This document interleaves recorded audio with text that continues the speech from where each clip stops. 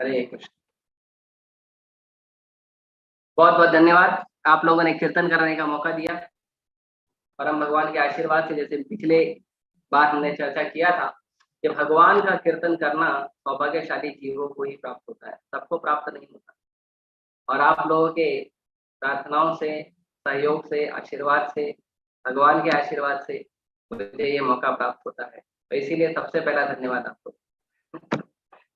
हाँ, अभी इसमें आज जो हम श्लोक का चर्चा कर रहे हैं, ये श्लोक भी बहुत ही पहले आचार्य ब्रह्म मध्व गौड़ी संप्रदाय में पहले आचार्य है ब्रह्मा जी। ब्रह्मा जी जो बात बता रहे हैं वो बात हम सबको, ब्रह्मा जी के गुरु परंपरा में जो अनुगमन करने वाले जितने भी लोग हैं, जितने भी अनुयायी हैं, उनको समझना चाहिए। और ब्रह्मा जी जिस तरह से प्रार्थना कर रहे हैं उस तरह से हमें भी करना चाहिए। हिज ग्रेस कमल लोचन प्रभु ब्रह्म विमोहन लीला में जो ब्रह्मा जी की प्रार्थनाएं हैं उस पर 2 बार लेक्चर दे चुके हैं। एक बार बहुत पहले दिए थे और एक बार अभी रिसेंटली दिया उन्होंने ब्रह्म विमोहन लीला पर। तो बहुत गहरा भाव है ब्रह्मा जी का। और ब्रह्मा जी जितने भी जीव है पूरे सृष्टि में, उन सभी जीवों के आदि सृष्टा है। भगवान की आज्ञा से, भगवान के जो सहयोग से ब्रह्मा जी इस पूरी सृष्टि के सृष्टा बने हैं और सृष्टि का रचना करते हैं। तो ब्रह्मा जी जितने भी जीवों की रचना किए हैं उन सबको ब्रह्मा जी जो चीज सिखा रहे हैं वो चीज हमको सबको सीखनी चाहिए, समझनी चाहिए। यहाँ पे भी ब्रह्मा जी की प्रार्थनाओं का एक शब्द हमें मिल रहा है और वो है कि मुझे भगवान की शरण लेनी। भगवान की शरण के बिना और दुनिया में कोई भी शरण हमें प्राप्त हो जाए वो शरण दुखदाई। कई बार लोग कहते हैं कि हमें तो शरण है हमारे माता है, जैसे कुछ नास्तिक हैं जो भगवान को नहीं मानते, या कुछ लोग हैं जो बोलते हैं हाँ हम थोड़ा थोड़ा मानते हैं, है ना। कभी कभी कलावा बांध लेते हैं, कभी कभी तिलक लगा लेते हैं, कभी कभी मंदिर आ जाते हैं, त्योहार वगैरह होता है, तो उनके मन में उतनी श्रद्धा नहीं होती है कि वो भगवान की शरण ले। और अगर आपने उनको बोल दिया भगवान की शरण लो, तो उनको ऐसा लगता है जैसे मूवी में नहीं होता है कि हैंड्स अप बोल देंगे, ऐसा बंदूक दिखा देते हैं, तो उनको लगता है बस अभी तो भाई हमारा सब कुछ ले लेंगे, मम्मी पापा भाई बहन, रुपया पैसा गाड़ी बंगला सब छीन लेंगे और हमको ऐसे, है ना, हेयर स्टाइल चेंज करके अंदर रख लेंगे। तो ऐसा लोगों का विचार है, पर भगवान की शरण का ये अर्थ नहीं। आप जैसे जो भक्त हैं, आप लोग भी देखिए, आप लोगों ने भी तो शरण ली है। क्या भगवान ने सब कुछ दे दिया?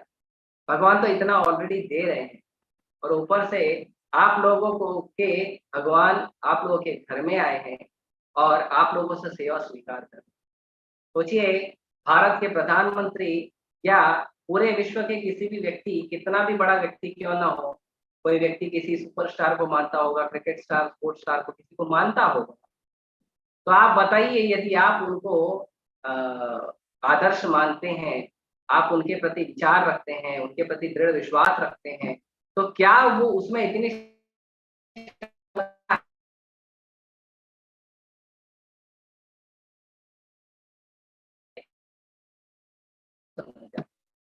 और वो जितना बड़ा स्टार बन गया था उतना बड़ा उसके मन में भय आते, चाहे वो क्रिकेट स्टार हो, चाहे वो बॉलीवुड का स्टार हो, चाहे वो कोई भी स्टार हो। ये सारे जो सितारे हैं, ये सारे सितारों को भय होता है, लेकिन भगवान कृष्ण का एक नाम है अभय। भक्ति विनोद ठाकुर कहते हैं अज बुरे मन श्री नंदन नंदन अभय चरणारविंद। भगवान अभय हैं, भगवान का चरण है अभय चरणारविंद। हमारे संस्थापक आचार्य का भी नाम है अभय चरणारविंद भक्ति वेदांत स्वामी। तो अभय किसके किसे मिलती है? एक तो भगवान, भगवान को किसी से भय नहीं है, सब कुछ उनका ही है। अहम सर्वस्व प्रभु मत्ता सर्वम प्रवर्तते, सब कुछ भगवान का है, सब कुछ भगवान से ही निकला है। तो जो कुछ भगवान से निकला है उस भगवान को कैसे डराए? भगवान को डरा नहीं सकता। तो भगवान अभय है, और भगवान के चरण की शरण ग्रहण करना ये भी हम भक्तों को अभय प्रदान। व्यक्ति में भय नहीं रह जाता जब वो भगवान की शरण लेता है। इसीलिए जो भक्ति है वो है होप अगेंस्ट होप। हमारा जो आशा है, आशा के ऊपर भी आशा ही है हमारी। इस जन्म में भक्ति नहीं होगा कोई बात नहीं, अगले जन्म में कोई बात नहीं, लगे रहेंगे तो हम, हमारी आशा छोड़ना नहीं, प्रोसेस को नहीं छोड़ना। प्रोसेस पकड़ के रखेंगे तो एक एक कदम अपने आप चलते रहे, कभी रुकेंगे नहीं।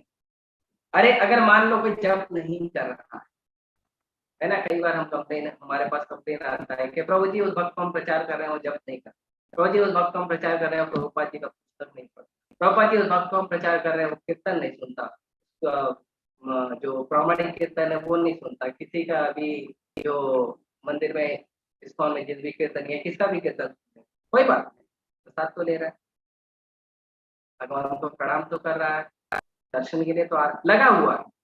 किसी न किसी माध्यम से अगर उसका जो कनेक्शन है वो बना रहेगा तो उसके कनेक्शन बने रहने से भगवान उसको वापस खींच लेंगे। और हमने देखा ऐसा हुआ है, कई बार हुआ है। बाद में भक्तों को पछतावा होता है कि मैं भगवान से दूर गया, भक्तों से दूर गया, ये अच्छा नहीं है, मुझे सीरियस भक्ति करनी चाहिए, और फिर बाद में वो बाउंस बैक करता है। और कई बार देखा है बाद में वो इतनी स्पीड में प्रगति करता है इसका कोई हिसाब नहीं। तो क्यों? क्योंकि अगर भगवान के शरण में रहेंगे, भगवान के चरण को हम लोग पकड़ कर रखेंगे तो ये शक्ति प्राप्त होती है, ये कृपा प्राप्त होती है भगवान के आचार्यों, इसीलिए शरण लेनी चाहिए। तो ब्रह्मा जी कहते हैं मैं उनकी शरण लेता हूँ जिनके अनंत अवतार हैं, अनंत अवतार हैं, अनंत गुण हैं, और जो ये जो भौतिक जगत है, विचलित भौतिक जगत है, इस विचलित भौतिक जगत को भगवान ने बनाया है, और भगवान उसको बनाकर उसके बाद भी, भगवान बनाने के बाद भी भगवान क्या है? भगवान इन सबसे परे। भगवान माया को बनाए भले हैं लेकिन भगवान क्या है? मायापति है। भगवान माया को बनाए भले हैं लेकिन भगवान कभी माया में नहीं फंसते।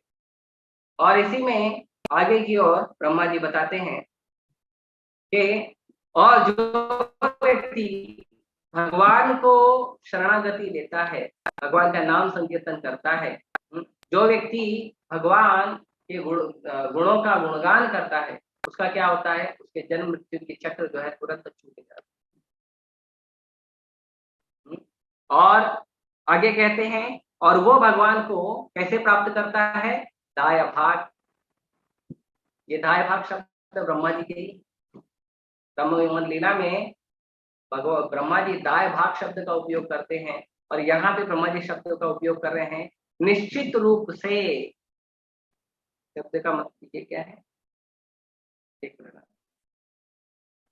एव शब्द का उपयोग किया ब्रह्मा जी, एव निश्चित रूप से, गारंटी है, संशय नहीं है, वारंटी नहीं है, गारंटी है, संशय नहीं है।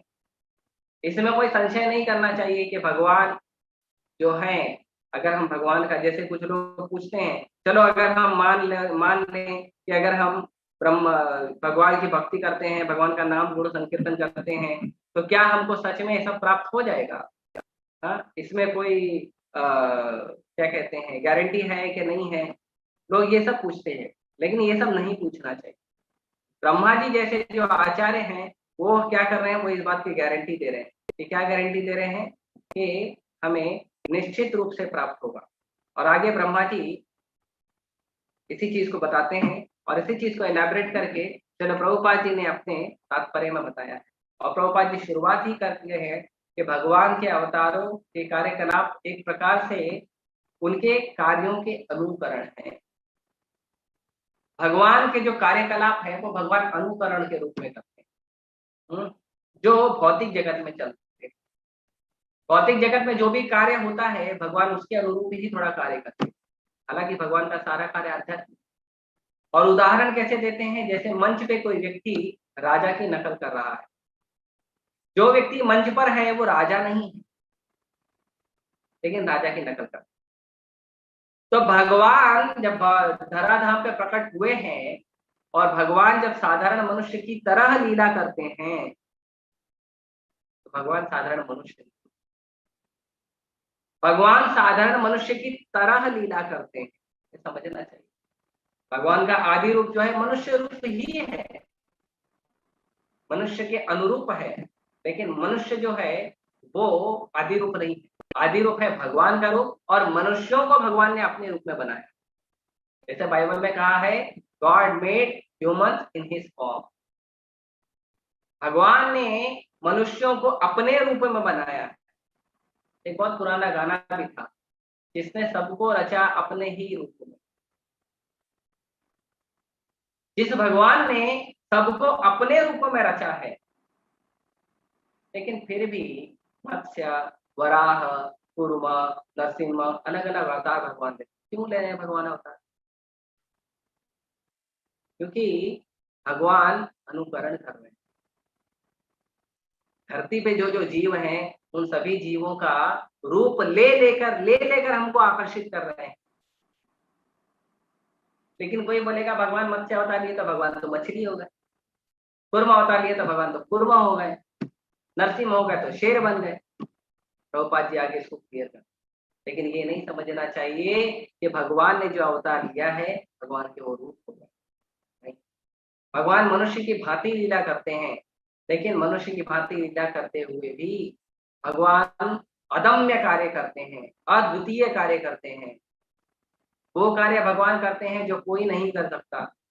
भगवान श्री राम के रूप में जब प्रकट हुए, तो भगवान ने सेतु बंधन लीला किया, समुद्र पे जो है सेतु बांध दिया। और ऐसा सेतु, भगवान को पता था शायद कि आने वाले समय में बहुत सारे इंजीनियर आएंगे, और बहुत सारे इंजीनियर आके बहुत सारा क्या करेंगे, टेक्नोलॉजी लगाएंगे कि समुद्र के अंदर भी होल कर देंगे और उसमें से तेल निकाल देंगे। समुद्र के अंदर होल कर करके उस पे ब्रिज बना देंगे। बांद्रा वर्ली सिटी देखा, समुद्र में भी होल कर देंगे। तो भगवान बोले अगर समुद्र वगैरह में होल कर देता, ये सब कर देता, तो ये कर लेंगे, फिर बोलेंगे देखो आप हम भगवान बन गए। तो भगवान ने ऐसा अद्भुत कार्य किया, पत्थरों से पुल बनाया, बिना होल किए, बिना पिलर लगाए। बताइए, ये अद्भुत कार्य। और वो पुल जितना लंबा बना है, उतना लंबा जो पुल है, वो इतिहास में जितने समय में भगवान ने बनाया, उतने समय में ना किसी ने बनाया है, ना कोई बना पाए। ये भगवान श्री राम। भगवान श्री राम जब समुद्र रास्ता नहीं दे रहा था, तो भगवान श्री राम की आंखें क्रोध से लाल हुई, और भगवान ने समुद्र को उन लाल क्रोध भरी आंखों से देखा, और समुद्र उबलने लगा। है कोई व्यक्ति उसको एक कटोरा पानी दो, बोलो देखो थोड़ा गुस्से से और उबाल के दिखाओ, है कोई? हाँ? घर में गैस खत्म हो गया है, इलेक्ट्रिसिटी नहीं है, पानी गर्म कर, ठीक है, थोड़ा गुस्सा हो जाओ तो एक पतीला पानी दे दो, बोलो उबाल के दिखा, संभव नहीं है। ये भगवान कर, भगवान तो भगवान, भगवान के भक्त हनुमान जी को देखिए, एक छलांग में समुद्र पार कर लिए। ऐसा कार्य जो अद्वितीय है, भगवान के भक्तों ने किया। श्रील प्रभुपाद जी, जब श्रील प्रभुपाद जी जलदूत में चढ़े और उससे यात्रा कर रहे थे, तो शुरुआत में श्रील प्रभुपाद जी को 2 हार्ट अटैक आए। है कोई ऐसा व्यक्ति जिसमें इतना साहस है कि जलदूत में चढ़े, 2 हार्ट अटैक आए, उसके बाद वो वापस ना आए, सीधा आगे जाए, अपनी जर्नी को पूरा करे? है कोई इतना शक्तिशाली? प्रभुपाद जी। क्यों? क्योंकि प्रभुपाद जी अभय चरणारविंद। प्रभुपाद जी ने परम भगवान श्री कृष्ण के अभय चरणों को पूरी तरह से शरण लेके रखा। ये अद्वितीय कार्य केवल भगवान और केवल भगवान के प्रेमी भक्त ही कर सकते, और किसी में संभव नहीं। भगवान के भक्तों में देखिए, अघासुर मुंह खोल के रखा है। आप कृष्ण लीला में अघासुर वध पढ़िएगा। अघासुर वध में जब जो भगवान के जो सखा है, वो जब अघासुर के मुंह में जा रहे हैं, तो वो लीला पढ़िएगा। उसमें वर्णन है कि जब अघासुर को देखा, अघासुर को पूरा उसका रूप देखा, तो भक्त लोग चर्चा कर रहे थे कि ये जो इसका जो ये गुफा की जो नुकीली उंगली चोटियां है, ये किसी सर्प का दांत लगता है। ये जो इसका जो सड़क दिख रहा है, जो गुफा में जाने वाला, ये किसी सांप की जीवा लग रही। चर्चा कर रहे हैं कि ये किसी सांप की तरह दिख रहा है। फिर नहीं नहीं, बड़ी सुंदर गुफा है, नई नई गुफा है, हमको जाना चाहिए, चलो जाए। फिर कोई बोला अरे अगर हम अंदर चले गए और ये मान लो सच में सांप हुआ, तो सच में अजगर हुआ, तो हमको मार दिया, तो वो दूसरा बोलता है अरे हमको मार दिया तो क्या होगा, कृष्ण है ना, कृष्ण बचाएंगे, ये भरोसा है। और ताली बजाते बजाते, ताली बजाते बजाते वो अघासुर के मुंह में चले गए। प्रभुपाद जी बताते हैं कि भगवान के भक्त भी ऐसे हैं। ये भौतिक जगत दुखालय है, उनको पता है दुखालय है, लेकिन भगवान की आज्ञा को पूरी करने के लिए वो भक्त खुशी खुशी इस भौतिक जगत में आते हैं, क्योंकि भरोसा भगवान पे है। क्या भगवान बचाए, भगवान रक्षा करे। यही सारी प्रार्थनाओं में ब्रह्मा जी एक जगह प्रार्थना करेंगे कि हे प्रभु, भौतिक सृष्टि तो बनाने के लिए दे दिया आपने, लेकिन मुझे ऐसा लगता है कि शायद मैं इसमें फंस जाऊं आपकी माया से। तो भगवान वहां आश्वासन देते कि आप नहीं फंसोगे, मेरा आपको साथ रहेगा। तो जब तक हम भगवान की शरण नहीं लेंगे, पूरी तरह से स्वीकार नहीं करेंगे, तब तक अभय नहीं आएगा। हमारे हृदय से भय कब जाएगा? जब जितना कितनी मात्रा में हमारा हृदय से भय जाएगा, जितनी मात्रा में हम भगवान की शरण लेंगे। आप सभी यहाँ पे भक्त बैठे हैं, भागवतम सुन रहे हैं, हम सभी को कम से कम इतना तो भय नहीं है कि कांदा लहसुन नहीं खाएंगे तो मर जाएंगे, या हमारे बॉडी में प्रोटीन कम हो जाएगा, और क्या पता नहीं क्या क्या होता है उसका, बहुत सारा वो कम हो जाएगा। कम से कम इतना तो अभय है हमें कि चाय कॉफी नहीं पियेंगे तो कोई नुकसान नहीं होगा। जो लोग समाज में नशा करते हैं या गलत व्यवहार करते हैं, चारों नियम में से कोई नियम तोड़ते हैं, हमको विश्वास है कि यदि उनका संग नहीं करेंगे, यदि उनसे दूर रहने का प्रयास करेंगे, तो हमारे जीवन में कोई भूचाल नहीं आएगा। इतना तो अभय मिल गया है सभी। तभी तो रोज बड़े ध्यानपूर्वक आकर भागवतम में सभी लोग भागवतम अटेंड करते, इतना तो भय है, अभय है। और कई लोगों को इससे भी ज्यादा अभय है, वो जाके दो चार लोगों को प्रभुपाद की पुस्तकें भी देते हैं, जाके लोगों को प्रचार भी करते हैं भगवान के नाम का, गुण का, रूप का, लीला का। कुछ लोग हैं तिलक लगा के जाते हैं अपने ऑफिस, कुछ लोग धोती कुर्ता में ऑफिस जाते हैं, माताएं हैं घर में तिलक लगा के सदा रहती हैं। तिलक कितना सुंदर श्रृंगार है, बिना तिलक का माथा देखिए और तिलक लगाया हुआ माथा देखिए, एकदम रूप ही बदल जाता है।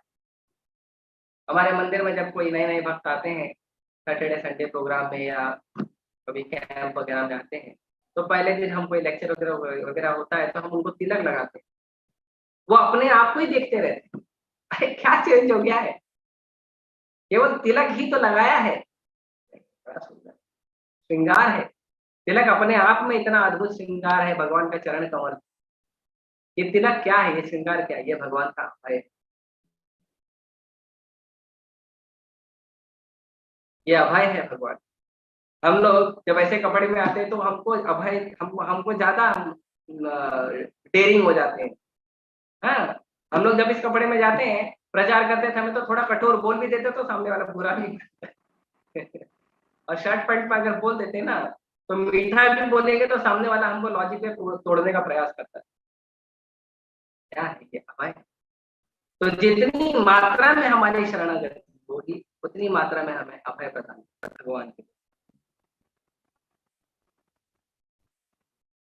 और इसी को आगे बढ़ाते हुए बताते हैं कि भगवान का जो नाम संकीर्तन है वो नाम संकीर्तन हमेशा करना चाहिए। भगवान कौन है? भगवान भले ही धराधाम पे आते हैं, लीला करते हैं, लेकिन भगवान कोई संसार से कोई सरोकार नहीं। अरे संसार उनका ही है, उनको क्या चाहिए संसार? उनको किसी चीज की आवश्यकता नहीं है संसार। और इसीलिए भगवान ने भगवद गीता में श्लोक बोला है, नमाम कर्माणि लिम्पन्ति न मे कर्म फले स्पृहा इति माम यो अभिजानाति कर्माभिर सबध्यते। ये भगवान बोलते हैं कि नमाम कर्माणि लिम्पन्ति, मैं किसी कर्म में लिप्त नहीं था। क्यों? न मे कर्म फले स्पृहा, क्योंकि मुझे कर्म के फल की इच्छा नहीं है। मैं सिर्फ नाटक कर रहा हूं, वो भी बिना पेमेंट का, आप लोगों के लिए, ताकि मेरी जो लीलाएं हैं उससे आप आकर्षित हो और मेरे धाम वापस चलो। भगवान भौतिक धराधाम पे आते हैं तो भले भगवान ने बाह्य कारण बताए हैं कि मैं आता हूं दुष्टों का विनाश करने के लिए, साधुओं की रक्षा करने के लिए, धर्म की स्थापना करने के लिए, ये भगवान का आने का कारण नहीं, ये बाह्य कारण है। सामने जो लोग हैं जो भगवत गीता नहीं पढ़ते, जिन्हें श्रद्धा नहीं, उनको बताने के लिए वो पूछते हैं भगवान क्यों आते हैं तुम्हारे, तो ये कारण है बताने के, इसीलिए आते हैं भगवान। आंतरिक कारण क्या? आंतरिक कारण है भगवान आते हैं भक्तों को आनंद देने के। जो भक्त भगवान के अनेक कष्टों को सहते हुए भी भगवान की सेवा छोड़ते नहीं है और लगे रहते हैं भगवान की सेवा में, चाहे हजारों लाखों कष्ट क्यों ना आ जाए, उन भक्तों को आनंद देने के लिए भगवान हिरण्यकशिपु को मारने नहीं आए थे, प्रहलाद को आनंद देने आए। प्रहलाद अहलाद दायने, जो प्रहलाद है प्रकृष्ट रूपेण अहलाद, प्रहलाद जो पहले से आनंद में है भगवान के भक्ति के, उसको और आनंद, अहलाद उसको और आनंद देने के लिए आए। भगवान के आने का गीता, भगवान को ऐसा नहीं है कुछ पेमेंट चाहिए, नहीं तो कुछ ड्रामा करना है, नहीं, इसके लिए नहीं आते। भगवान आते हैं ताकि उनकी लीलाओं से हम आकर्षित हों, भगवान की लीलाओं से, भगवान के गुण से, उनके रूप से, किसी चीज से आकर्षित हों और वापस से भगवान के धाम जाने की इच्छा प्रकट हो जाए। और जैसे इच्छा प्रकट होगी भगवान तुरंत भेजेंगे किसी वैष्णव को, भले वो इच्छा हमारी किसी भौतिक इच्छा के साथ मिश्रित भी होगी ना, तो भी भगवान कृपा करें। उदाहरण उदाहरण ध्रुव महाराज। ध्रुव महाराज भगवान की शुद्ध भक्ति करने नहीं गए, ध्रुव महाराज गए थे प्रॉपर्टी मांगने। और कितना बड़ा प्रॉपर्टी चाहिए? भारत तो चाहिए नहीं, भारत तो छोटा सा देश, एशिया भी नहीं चाहिए और पूरा पृथ्वी भी नहीं चाहिए, और बलि महाराज की तरह त्रिभुवन भी नहीं चाहिए, वो भी ब्रह्मा जी के अंडर में है। मुझे ब्रह्मा जी से बड़ा राज्य चाहिए, इतनी बड़ी डिमांड। तो माता ने कहा बेटा ये केवल विष्णु दे सकते हैं, क्योंकि ब्रह्मा जी को विष्णु ने दिया है, तो ब्रह्मा जी से ज्यादा विष्णु दे सकते हैं। विष्णु जी दे, तो प्रॉपर्टी लेने के लिए चले, लेकिन दृढ़ता है कि चाहिए तो विष्णु से ही, मिलना है तो विष्णु को ही मिलना है। नारद मुनि आए, बोले बेटा खेलने कूदने की उम्र, तुम्हारी 5 साल का बच्चा है, अभी तो क्रिकेट नहीं खेलना सीखा है, तो आप कहाँ ये सब चक्कर में पड़ रहे, जाओ घर पे, माँ ने कुछ बोल दिया, बुरा नहीं मानना चाहिए। ध्रुव महाराज ने कहा यदि आप मुझे भगवान विष्णु को प्राप्त करने में सहायता कर सकते हो तो आप मुझसे बात करिए, वरना कृपया मुझे आगे आ जाने दीजिए, मेरा रास्ता छोड़। दृढ़ता है, भौतिक इच्छा है तो भी दृढ़ता क्या है, चाहिए तो विष्णु से।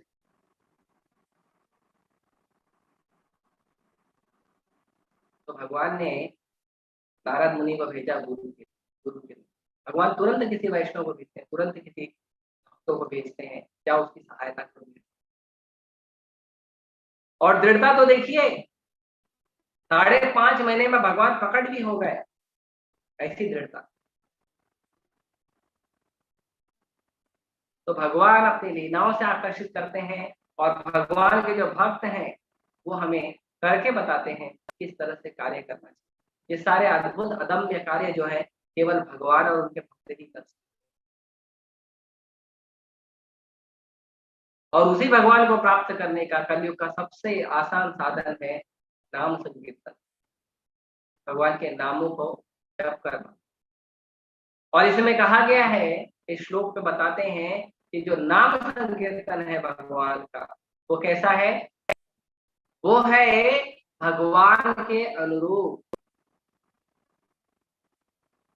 एकदम भगवान के समान। भगवान का गुण रूप लीला माधुर्य सब कुछ भगवान के समान। नाम नाम अकारो बहुधा निज सर्वशक्ति। ये भगवान के भले ही अनंत नाम है, लेकिन भगवान ने क्या किया है? निज सर्वशक्ति, अपनी स्वयं की सारी शक्ति डाल दी है नाम के अंदर। इसीलिए अगर हम नाम का आश्रय लेंगे, भगवान के जो शब्द हैं भगवत गीता भागवतम, उसका आश्रय लेंगे, तो भगवान का ही हम आश्रय लेंगे। श्रील प्रभुपाद जी और एक लेक्चर में मैंने सुना था हीरो गोपाल कृष्ण गोस्वामी महाराज, ये भी बताते हैं कि जब अर्जुन अब भगवान की पत्नियों को लेके आ रहे थे भगवान के आदेश के अनुसार, तो उस समय पे अर्जुन को भील लोगों ने घेर लिया। और घेरा कैसे? घेरने के बाद अर्जुन से क्या किया? जो भगवान की पत्नियां हैं उनको सबको छीन लिए और छीन के लेके चले गए। अर्जुन बहुत दुखी हुए, एकदम वैसे ही दुखी हो गए जैसे वो भगवत गीता सुनने के पहले दुखी हुए। उनका गांडीव काम नहीं। और ये जो भील है, ये लकड़ी डंडे से भी अर्जुन को हरा के चले गए।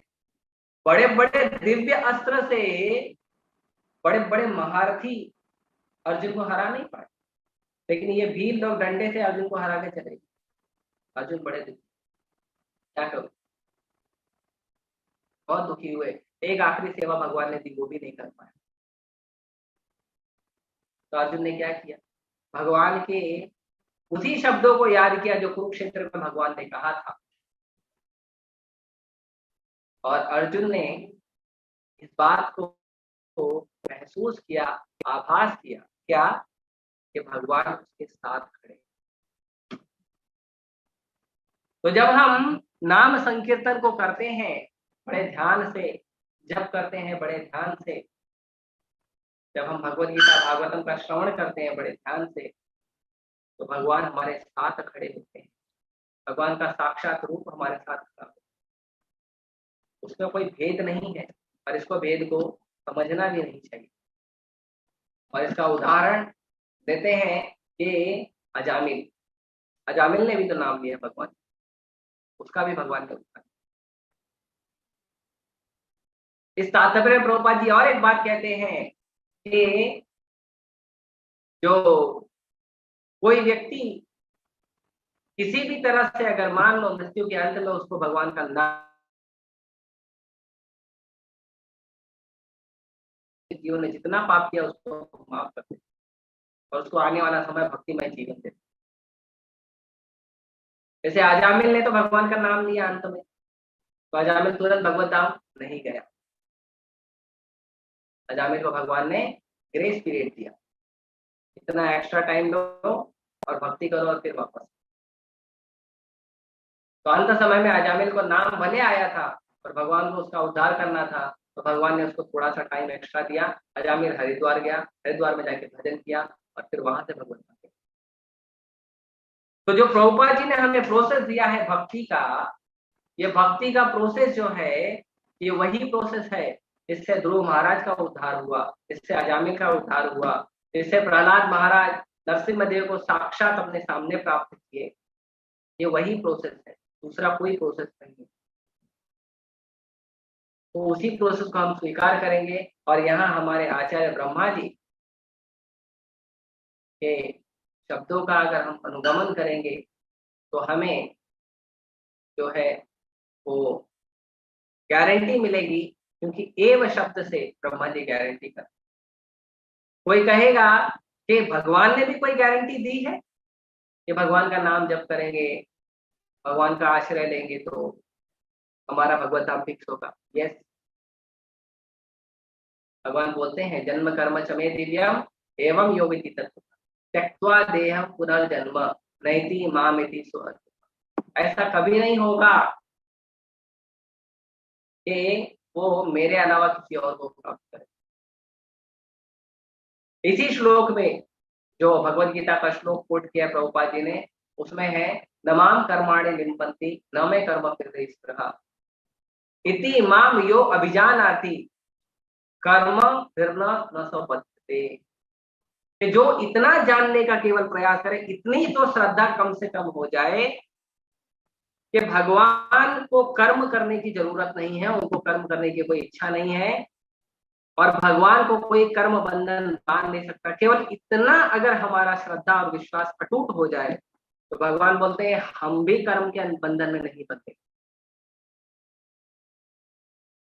इतनी सारी गारंटी है। कल का एक क्वेश्चन आंसर का कोट आया था गोपाल कृष्ण गोसाई महाराज का, तो उसमें महाराज बोलते हैं कि जैसे कोई कंपनी है, वो कंपनी अगर हमको बोलती है कि अगर आपको प्रोडक्ट पसंद नहीं आया तो आप एक हफ्ते में वापस कर देना, तो हमें विश्वास हो जाता है। तो क्यों आचार्यों के शब्द में विश्वास नहीं करते? क्यों भगवान के शब्दों में विश्वास नहीं करते? उसमें भी विश्वास रखो, भगवान गारंटी दे रहे हैं कि हमारा उद्धार होगा, हम पर कृपा होगी। भगवान बोल रहे हैं, सारे एक एक आके आचार्य बोल रहे हैं, क्यों नहीं होगा? अगर श्रद्धा रखकर, मान लो हमारा कन्विक्शन नहीं भी हो रहा है, श्रद्धा रखकर कम से कम हम दृढ़ता पूर्वक प्रयास करेंगे तो रिजल्ट भी देखेंगे। और ये रिजल्ट ही है कि आप लोग श्रद्धा से रोज भागवत क्लास में, ये भी तो रिजल्ट है ना? तो ये रिजल्ट है। तो ये बहुत अद्भुत श्लोक है, हमारे प्रथम आचार्य ब्रह्मा जी द्वारा कहा गया। तो इस पर मैंने थोड़ा सा प्रयास किया, छोटी बुद्धि से जो समझ में आता है। आप लोगों को कोई प्रश्न है तो मैं प्रयास करेंगे।